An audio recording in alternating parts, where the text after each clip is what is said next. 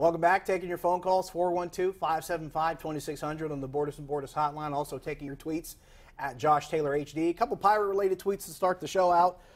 Cal checks in first and says, Josh Bell has Pedroitis. Can't seem to throw the ball to second or anywhere for that matter. He says he's Pedroitis. But the one thing I'll say about Josh Bell, thank God he's still hitting.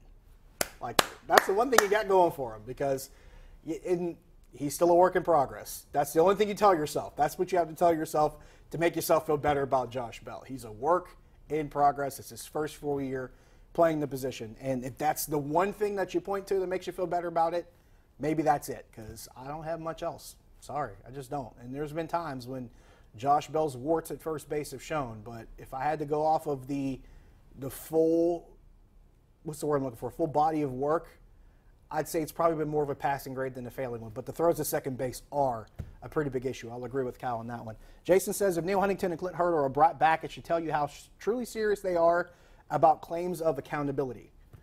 Jason, prepare to have your claims ready to go.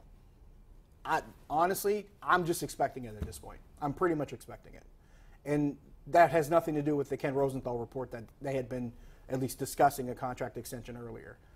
I just get that feeling that this is what we're going to see more of. I think Clint Hurdle, if he goes or stays, it might be up to him to decide. But I do think Neil Huntington at least comes back. That's just what I'm expecting. I can't really explain why, other than there probably seems like a feeling of they didn't finish what they had come to do, and they kind of started the year with a set of circumstances, a hand of cards that they weren't supposed to be dealt. Now, granted, I'll argue that they didn't really respond to that hand they were dealt. They didn't play that hand very well. And there would be a lot of criticisms you could stack on top of that. I've been probably more critical of Neil Huntington this season than I have been in any season in the past, because I've made the case that the team he's built this season is very unlike any other team he's built, especially the three teams that went to the wild card game. Those teams were better suited to win games at home. Those pitching staffs were better suited to win games. Those offenses were better suited to win games. So you're just not seeing that with this group, and I think that stands out. Let's go to the phone lines. Let's go to Jim in Johnstown. Jim, you're on the Nightly Sports Call. Yes, Josh. I want to ask about the Dodger game the other night. Okay. No-hitter. Why did Hill even come out for the 10th inning? I've heard different rumors. One is if in Major League Baseball, if you pitch 10 no-hit innings, you're accredited with a no-hitter.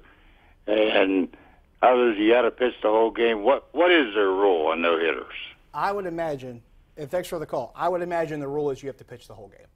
That's what I would imagine that is the rule. I'm actually not too clear on that rule either. I have to look that up myself. I haven't seen many no-hitters in my time that go past the 9th inning to really know for sure. It's such a rare situation.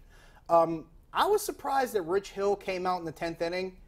Not surprised because from the no-hitter standpoint, I figured he hadn't thrown that many pitches. That was a red flag.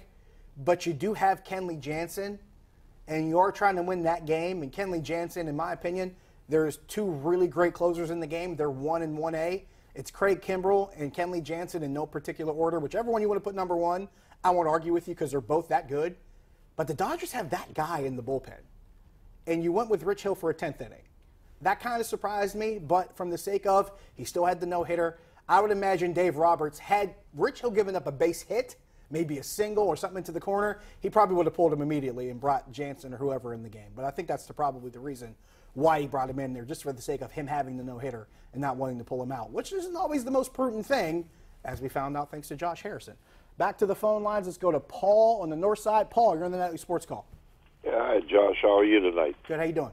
Okay. This may sound bizarre, but the Pirates play a lot of games with the Cubs and the Cardinals and the Brewers. 19 per team in their division. Yes. Yeah, the way they're playing, it's going to be like, if they get hot against those teams, they might have a chance. But there's one obstacle in their way, though. They still have 8 games left with Cincinnati.